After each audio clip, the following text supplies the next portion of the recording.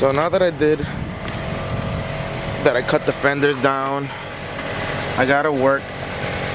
I didn't have enough time to finish what I was doing, but you'll see here when it airs out, it's pushing the bumper tab out.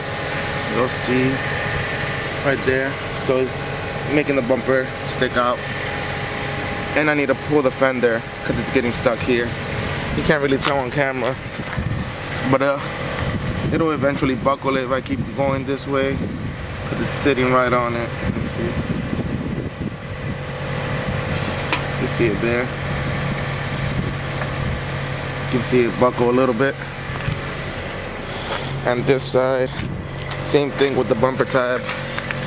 So I gotta probably grind down some of the tabs inside here so that it doesn't keep popping off.